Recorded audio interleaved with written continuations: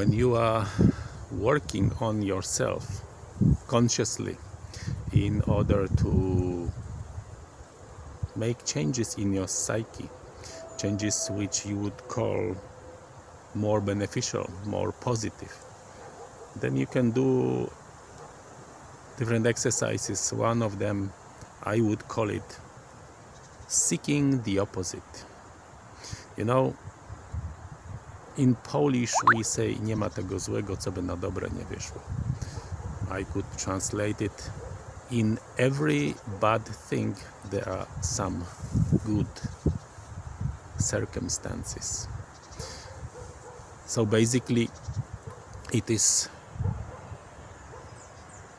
common in this dualistic world that everything that you would judge or describe to be negative, it also have positive sides, and whatever you feel it's positive, it has also negative sides. So this exercise, as you can imagine now, is quite simple. If you find yourself in circumstances that make you feel suffer, make you feel lose something, make you feel sad or whatever, then focus, think deeply on finding what is the opposite, the positive side. If you are in a circumstance that you are losing something, then think what is the thing that you are gaining. If you are feeling pain, then feel what is the reason of this pain, because then you will find out that the reason is something joyful. And when you are sad,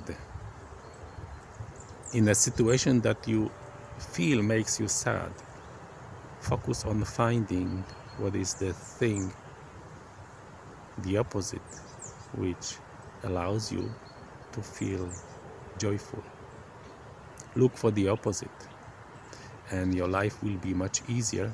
You will solve your problems much easier. Why? Because you will understand that those two opposite sides create unity, and so you will react with less emotions. This simple exercise allows you to build what we call wiseness of life, or we can also call it sometimes enlightenment. Enjoy.